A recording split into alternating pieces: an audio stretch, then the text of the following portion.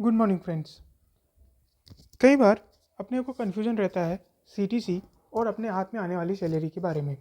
कई बार हम सोचते हैं या आजकल कई जगह इनके मेम्स भी आते हैं, मीम्स भी आते हैं कि सीटीसी को 12 से डिवाइड कर लो तो ये आपकी मंथली सैलरी हो जाती है, जबकि ऐसा नहीं होता है। तो आज के इस वीडियो में हम यही डिस्कस करेंगे कि क्या डिफरेंस है सीटीसी में और जो हमारे हाथ में आती है सैलरी, उन दोनों में। और हम ये भी जानेंगे कि किस तरीके से इनकम टैक्स में जो सैलरी आती है वो इन दोनों से कैसे डिफरेंस है। तो यहाँ पे अगर हम बात करें तो सैलरी को मैं यहाँ पे अपने वीडियो पर्पज़ से 3 पार्ट में डिवाइड कर लेता हूँ। Number 1 is CTC, second one is gross salary जिसे हम बोलेंगे कि ये इनकम टैक्स में जाएगी, and the third one is in hand salary.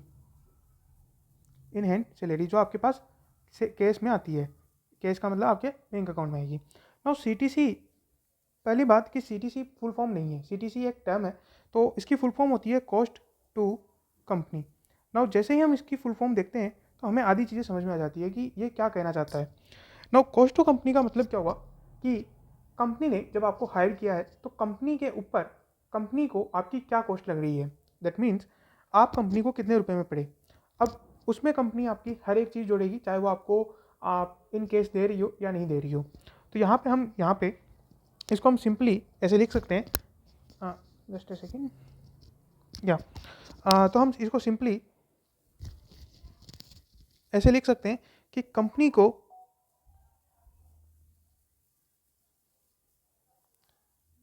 आपका काम करने में कितना खर्चा आएगा। दैट मीन्स आपको अगर रखा है तो कंपनी का कितना खर्चा आएगा, वेदर वो आपको पे कर रही है इन केस और नॉट, वो आपको किसी और तरीके से भी पे कर सकती है, बट उसके पास उसका टोटल खर्चा कितना आ रहा है, ठीक है, वो आपके बिहाफ पे किसी और को पेमेंट कर रही है, ऑल दैट है ना, वो सब यहाँ जोड़ के वो निकालती है। ना ग्रॉस के अंदर क्या होगा, मान लीजिए कि आपकी सैलरी जो है वो आपने कैलकुलेट की कि सर ये हमारी कंपनी की सीटीसी है और ये इन हैंड आ रहा है, बट आपकी जो सैलरी है जिस पे इनकम टैक्स कैलकुलेट होगा वो आती है ग्रॉस सैलरी, जिस पर इनकम टैक्स कैलकुलेट होगा, यानी कि इनकम टैक्स के पर्पज से वो सैलरी इनकम जाएगी। और इन हैंड सैलरी का तो मतलब हो गया कि आपकी सैलरी जो आपके बैंक अकाउंट में आएगी, जो आपके बैंक अकाउंट में। तो अब इन तीनों में मेजर डिफरेंस क्या होता है, इन्हें समझने के लिए हमें इसके कंपोनेंट्स को तोड़ना पड़ेगा, यानी कि सैलरी में क्या क्या चीज़ें ब्रेकअप रहती है कि इस तरीके से सैलरी पूरा बनती है। ठीक है, सैलरी में केवल ऐसा नहीं होता कि एक नॉर्मल सैलरी बोल के आपको दी जाती है, उसमें अलग अलग तरीके के कंपोनेंट होते हैं और उन्हीं कंपोनेंट को जोड़ करके अलग अलग तरीके का इन तीनों में आते हैं। तो इन तीनों को समझने के लिए हमें समझना पड़ेगा सैलरी के अंदर कौन कौन से कंपोनेंट होते हैं। नाउ इनको मैं 3 पार्ट में फिर से डिवाइड करूँगा। नंबर 1 इज जो आपको इनकम के रूप में मिलेगा, यानी कि जो आपको डायरेक्टली पेमेंट मिलेगा, इसे मैं बोल सकता हूँ आपको पेमेंट मिलेगा कैश के अंदर। दूसरा होता है परक्यूजिट्स और तीसरे होते हैं डिडक्शंस, जो कि आपके सैलरी से डिडक्ट होंगे। ठीक है, अब ये क्या होता है उनको थोड़ा समझते हैं। देखिए, सबसे पहला जो पेमेंट आता है उसमें 4 मेन होते हैं, ठीक है, उसके अलावा भी बहुत सारे हो सकते हैं, बट 4 जो है वो मेन होते हैं और आपको हर सैलरी स्लिप में मिल जाएगा। नंबर 1 होता है बेसिक पे। ठीक है, इसे बोला जाता है कि सर इसका जो बेसिक पे है वो इतना है। ठीक है, ये सैलरी का एक बेसिक पे होता है, यानी कि आपको एक ग्रेड बताता है कि इस बेसिक पे इन्होंने इतना शुरुआत किया था। नाउ सेकेंड नंबर पे आता है डीए। डीए को हम बोलते हैं डिएंडेंस अलाउंस।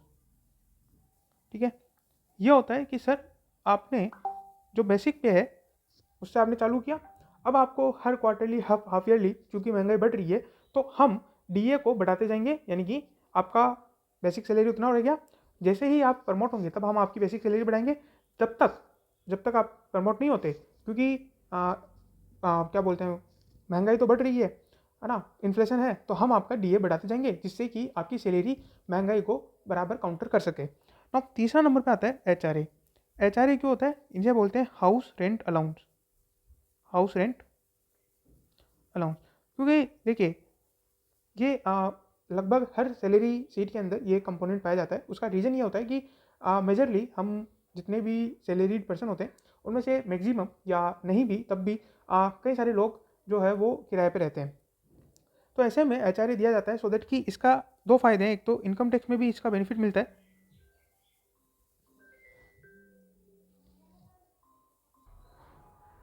तो इनकम टैक्स में भी इनका बेनिफिट मिलता है, इसलिए एचआरए दिया जाता है।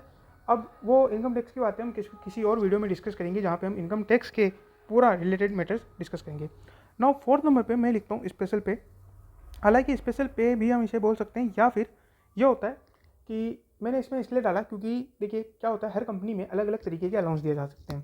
जैसे हो सकता है कि आपको कंप्यूटर अलाउंस मिल रहा हो सकता है आपको ऑफिस अलाउंस मिल रहा हो, what ever the name is, किसी भी नाम से आपको अलाउंस मिल सकता है। बट कई सारे नाम से अलाउंस मिलते रहते हैं, जो कि एक्चुअली में होता कुछ नहीं है, बट आपको पेमेंट करने का एक तरीका है कि आपको किसी अलग अलग नाम से ही अलाउंस दिए जाते हैं। सो मैं इनको स्पेशल पे लिख रहा हूँ, और इनमें से कुछ इनकम टैक्स में एग्जम्प्ट होते हैं, यानी कि कुछ सर्टेन लिमिट तक एक लिमिट बनाई गई है। जैसे चाइल्ड एजुकेशन अलाउंस जो अगर मिलता है तो 200 रुपये पर चाइल्ड एग्जम्प्ट होता है। Hostel allowance, child hostel allowance 100 rupees पर चाइल्ड पर मंथ एग्जम्प्ट होता है। तो इस वजह से मैं यहाँ पे ये नहीं लिख रहा हूँ कि कौन सा अलाउंस आपको मिल रहा है, बट एक स्पेशल पे होते हैं, यानी कि इन सारे अलाउंस को मिला करके हम स्पेशल पे डाल देते हैं। यह होता है आपका केस कंपोनेंट, यानी कि इन चारों को मिल करके आपका एक केस कंपोनेंट बनता है, यानी कि जो आपको केस में मिलने वाला है। नो परक्यूजिट्स क्या होते हैं? तो परक्यूजिट्स आपको नॉन मॉनिटरी बेनिफिट्स होते हैं। सर नॉन मॉनिटरी मतलब क्या? ऐसा बेनिफिट जो आपको केस में नहीं मिल रहे हैं, आपको काइंड के अंदर मिल रहे हैं, या आपको कोई वाउचर मिल रहा है, यानी कि आपको केस नहीं दिया जा रहा, आपके पास रोकड़ा नहीं आ रहा है। सर ऐसे क्या हो सकते हैं?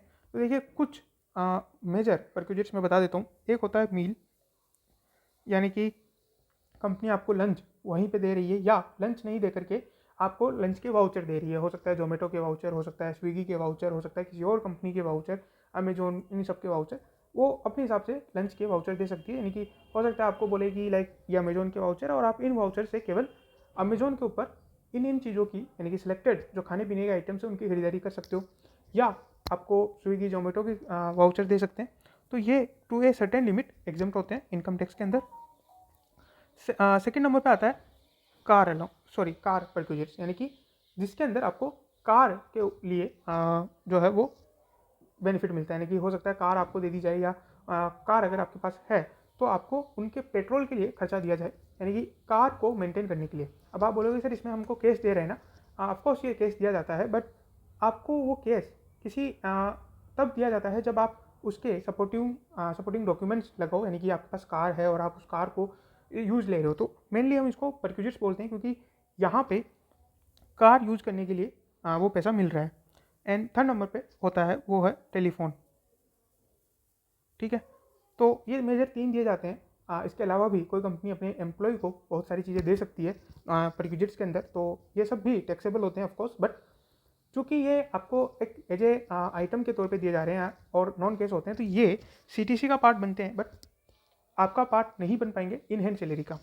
नौ डिडक्शन की बात करें तो डिडक्शन मेनली 2 डिडक्शंस आपको यहाँ पे की जाती है सैलरी से, एक है पीएफ की और एक है प्रोफेशनल टैक्स की। नौ पीएफ क्या होता है? इसका पूरा नाम होता है प्रोविडेंट फंड। अब इसका समझते हैं कि प्रोविडेंट फंड होता क्या है और ये क्या चीज़ है जो आपके सैलरी से डिडक्ट हो रही है। तो देखिए क्या होता है कि जो सरकार है वो अपने आम नागरिकों के लिए बहुत चिंतित है कि ये अभी सैलरी कमा रहे हैं, बाद में जब ये बुढ़े हो जाएंगे और जब एम्प्लॉयमेंट में नहीं रहेंगे तो उस समय इनको एक सर्टेन इनकम की ज़रूरत रहेगी। तो हो सकता है कि शायद ये सेव करे ना करे, तो वो क्या करती है, जो अपनी सरकार है वो ये कहती है, एम्प्लॉय को नहीं कहती है, वो कहती है एम्प्लॉयर को। वो एम्प्लॉयर को पकड़ती है, यानी कि जितने भी एम्प्लॉयर है उन सबको पकड़ती है, नियोक्ताओं को पकड़ती है और उनको बोलती है कि आपके पास अगर 15 से ज़्यादा एम्प्लॉय हो गए हैं आपके ऑफिस के अंदर, आपके बिल्डिंग में, आपके मैन्युफैक्चरिंग यूनिट में, या कहीं पर भी आपके पास, यानी कि आपके काम करने वाले अगर 15 से ज़्यादा हो चुके हैं, तो आपको हमारी ऑर्गेनाइजेशन ईपीएफओ में रजिस्ट्रेशन करवाना होगा। ये मिनिस्ट्री के अंदर आती है, तो आप इसमें रजिस्टर करवाएंगे और आप बोलेंगे कि हमारे जो ऑर्गेनाइजेशन है उसमें 15 से ज़्यादा एम्प्लॉय हो गए हैं, वहाँ आपको रजिस्ट्रेशन मिलेगा। अब रजिस्ट्रेशन मिलने के बाद आपको क्या करना है, आपको 2 काम करने हैं। आपकी जो भी आपका आपका जो एम्प्लॉय है उनकी बेसिक सैलरी लेनी है, प्लस डीए लेना है। इन दोनों का 12% हमें जमा कराना है। ठीक है, यानी कि इन दोनों का 12% आपको जमा कराना है। तो ये तो हो गया एम्प्लॉयर का। साथ ही उसको ये बोला है कि एम्प्लॉय तो हो सकता है कि शायद जमा नहीं करवाए, ठीक है। और एम्प्लॉय से हम कहाँ लेते रहेंगे, तो एक काम करिए, एम्प्लॉय का भी आप ही जमा कराइए, यानी कि वापस से 12% एम्प्लॉय का भी आप ही जमा कराइए। तो 24% of basic salary plus DA, इन दोनों का 24% वहाँ जमा कराया जाता है। अब ये जो जमा हुआ है, यानी कि ये जो पैसा इकट्ठा हुआ है, इस पैसे को ऐसा नहीं कि गवर्नमेंट ले जाएगी और आपको नहीं देगी। ये पैसा ईपीएफ ऑर्गेनाइजेशन के पास पड़ा रहता है, वो उसे कहीं ना कहीं लोन पे सरकार को देती है या और अच्छी अच्छी जगह लगाती है जहाँ पे रिस्क नहीं होता है डूबने का। और एक तरीके से मान के चलिए कि सरकार के पास ये पैसा है, और ये जो 24% पैसा है ये सरकार के पास रहता है। और जब आप रिटायर होते हैं, यानी कि जब आपकी रिटायरमेंट की उम्र आ जाती है, तब ये पैसा आपको दो तरीके से मिलता है। एक मिलता है आपको पूरा एक साथ, यानी कि लमसम, ठीक है। और एक मिलता है पेंशन के रूप में, वो उसको डिवाइड करके लमसम आपको एक अमाउंट दे देते हैं, यानी कि जैसे इकट्ठा हो गया मान लीजिए 30 लाख रुपए, तो उनमें से 10 लाख आपको लमसम दे देंगे, यानी कि एक साथ दे देंगे। अब आप एंजॉय करिए अपनी लाइफ। साथ ही साथ जो 20 लाख है उनकी आपको पेंशन बांध दी जाएगी, यानी कि अब आपके हर महीने पेंशन भी आती रहेगी।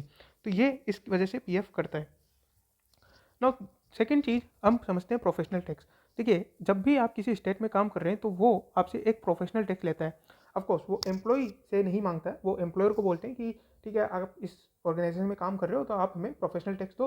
अब ये डिपेंड करता है आपकी सैलरी पे और स्टेट पे। तो अलग अलग सैलरी स्लेब में अलग अलग स्टेट पे अलग अलग रेट है, तो अकॉर्डिंगली ये लगता रहता है। बट इतना मान के चलिए कि ये वेरी करता है लगभग 100 to 1000 रुपीज़ के बीच में। तो इस तरीके से ये चलता है। अब थोड़ा शेड्यूल के हिसाब से हम समझते हैं कि कैसे सीटी से होता है और कैसे ग्रॉस सैलरी निकाली जाती है और कैसे इनहेंस सैलरी निकाली जाती है। तो देखिए, सबसे पहले हमने 4 कंपोनेंट पढ़े थे, basic, HRA, DA and special पे, ठीक है। इन चारों कंपोनेंट को अगर हम ऐड कर लेते हैं यहाँ पे, ठीक है। अब इसे मैं अभी एक बार नाम दूंगा ग्रॉस सैलरी, ठीक। अब इसके अंदर आपको ऐड करना है क्या, ये ग्रॉस सैलरी वो नहीं है जो आपको इनकम टैक्स में लेके जानी है। अब इसके अंदर आपको ऐड करने हैं परक्यूजिट्स, पहली बात। दूसरी बात जो आपको ऐड करनी है वो है एम्प्लॉयर का पीएफ का कंट्रीब्यूशन। और तीसरी, अगर एम्प्लॉय आपको कोई गिफ्ट या बोनस में देता है कुछ चीज़ें, तो वो आपको ऐड कर लेना है। ये ऐड करने के बाद, ठीक है, यहाँ इसको नहीं रखते हैं, इसको थोड़ा सा यहाँ से हटा देते हैं, इसको यहाँ ले जाते हैं और ये यहाँ पे आएगा। अब इन दोनों का टोटल, ठीक है, यानी कि हम इसको अगर ए बोले और अगर इसको हम बी बोले, तो यहाँ पे सी जो कि ए प्लस बी हो जाएगा, यानी कि इन दोनों का टोटल ये क्या हो जाता है, ये हमारा कहलाता है, इसको कलर चेंज कर देते हैं, ये हो जाता है सी टी सी। नाउ अब ये आपकी सी टी सी आ गई। अब क्या होता है कि अब आपको वापस से ये ग्रोस सैलरी नीचे लेके क्या आनी है। डोंट वरी, हम इसको एक एग्जांपल के थ्रू भी समझेंगे। सो ये ग्रोस सैलरी आप जैसे ही नीचे ले आए, अब आपको इसमें से डिडक्शंस मिलती है इनकम टैक्स के अंदर, ठीक है। वो कैसी होती है, क्या होती है, उनको हम बाद में देखेंगे किसी और वीडियो में, वरना ये वीडियो बहुत लंबा हो जाएगा। तो यहाँ पे अब आपको देते हैं एचआरए की डिडक्शन मिलती है फर्स्ट ऑफ ऑल। इसके अलावा आपको अलाउंस जो है उनमें जो स्पेसिफाइड अलाउंस मैंने बताया था, जैसे चाइल्ड एजुकेशन अलाउंस हो गया, चाइल्ड हॉस्टल अलाउंस हो गया, या और भी बहुत सारे अलाउंस है जिनका अलग अलग क्राइटेरिया में अलग अलग बेनिफिट मिलता है। लीव ट्रेवल अलाउंस हो गया, तो इन सारे अलाउंस की डिडक्शन यहाँ पे रिड्यूस कर दी जाएगी। तीसरा जो स्टैंडर्ड डिडक्शन है वो यहाँ से हटा दी जाएगी।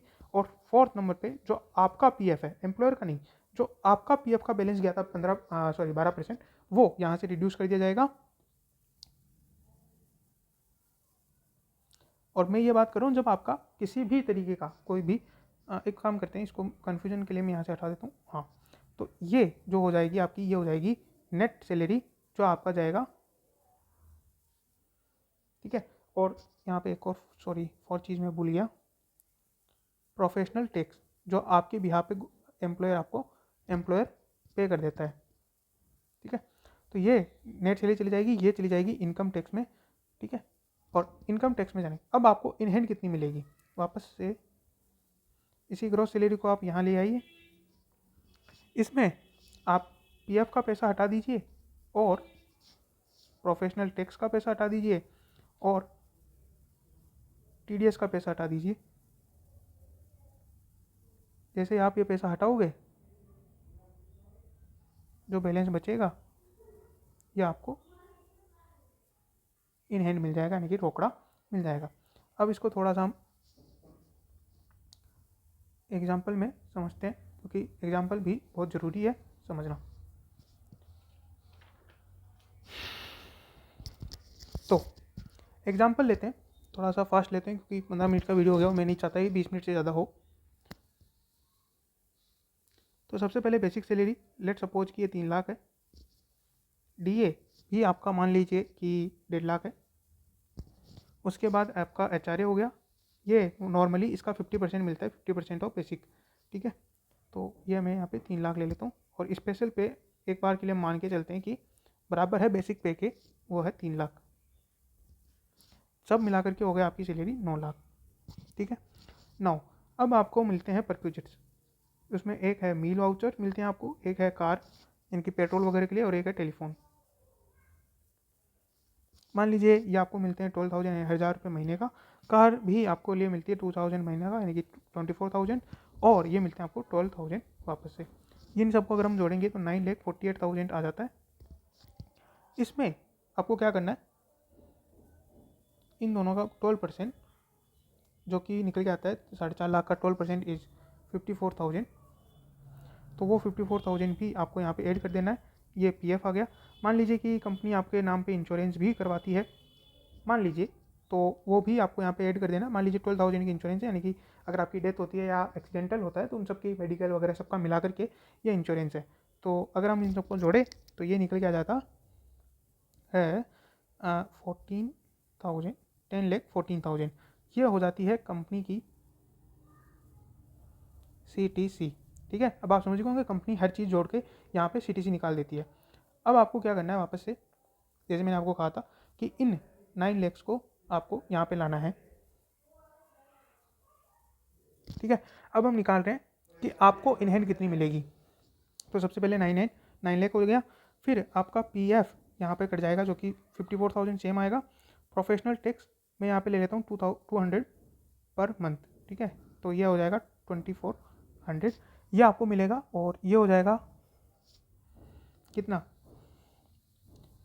ये हो जाएगा आपका 54, अगर हम हटा दें,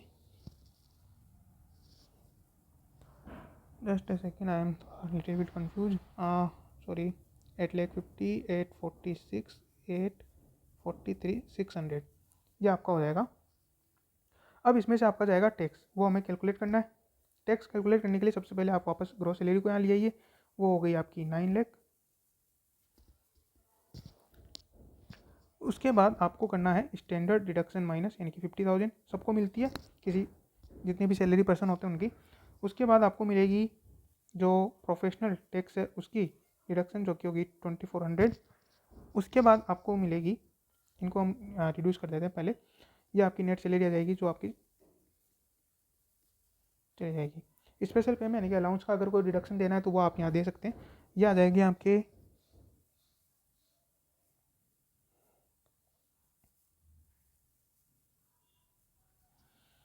50 गए तो 847,600, ठीक है। ये हो गया। ये होने के बाद आपको क्या करना है, जो आपका 80C है उसमें आपको वो डिडक्शन मिल जाएगी जो आपने ये किया था, जो आपने PF का दिया था। इसके अलावा 80C में आपको बैलेंस मतलब टोटल 1.5 लाख की डिडक्शन मिलती है, और वो नॉर्मली सब ले लेते हैं, तो मैं यहाँ पर भी वो 1.5 लाख की डिडक्शन दे रहा हूँ। तो यहाँ पे आपको बैलेंस जो बचेंगे वो है 96,000, यानी कि 1.5 लाख इसमें से कम कर देने, तो वो हो जाएंगे आपके 6,97,600, ठीक है। ये आपका हो गया। अब यहाँ से मैं इसका टैक्स का कैलकुलेशन कर देता हूँ, ठीक है। टैक्स कैलकुलेशन, तो सबसे पहले आपको पता है 2.5 लाख तक की इनकम पे 0 टैक्स है। उसके बाद 5 लाख यानी कि 2.5 लाख से लेकर के 5 लाख तक आपको मिलेंगे 5%, यानी कि हो गए 12,500। कैसे हो गए, तो 2.5 से 5 लाख के बीच हो गया 2.5 लाख, 2.5 लाख पे 5% आप कैलकुलेट करोगे तो 12,500 आएंगे। उसके बाद 5 लाख से लेकर के आपकी जो 6,97,600 है, वहाँ तक की इनकम पे हमें टैक्स कैलकुलेट करना है। तो ये हो जाएगा 1,97,600 पर 20% का टैक्स, जो कि आ जाएगा 39,520, which becomes it 59,020। Okay, now 59,000 और 20 रुपये हो गए। अब इस जो 59,000 है, 59,020 रुपीज़, इस पर भी सरकार एक तरीके का टैक्स और लगाती है, उसे बोलते हैं हायर एजुकेशन सेस, यानी कि एजुकेशन के लिए ही वो सेस लगाती है। तो वो हायर एजुकेशन लगेगा 4%, जो कि आ जाएगा 2,360, और इनको अगर हम टोटल करेंगे तो 61,380, यह आपका टैक्स निकलेगा। इस टैक्स को यहाँ से रिड्यूस कर दिया जाएगा 61,380। तो अब हम अगर इसको निकालें 843,600 माइनस 61,380, तो ये आ जाएगी इनकम अपनी 782,220, और इसको अगर हम 12 से डिवाइड कर दें तो ये आ जाएगी 65,185, और यह आपकी नेट सैलरी, यानी कि जो आपके इन हैंड आएगी, यानी कि घर पे जो आपकी सैलरी रहेगी वो इतनी सैलरी आएगी। तो यहाँ पे हमने पूरा कैलकुलेशन समझा कि किस तरीके से नेट सैलरी आपका कैलकुलेट होती है और किस तरीके से इनकम टैक्स की सैलरी कैलकुलेट होती है। ऑल दैट थिंग्स इस वीडियो में समझा। आज का वीडियो बस इतना ही। Thank you very much.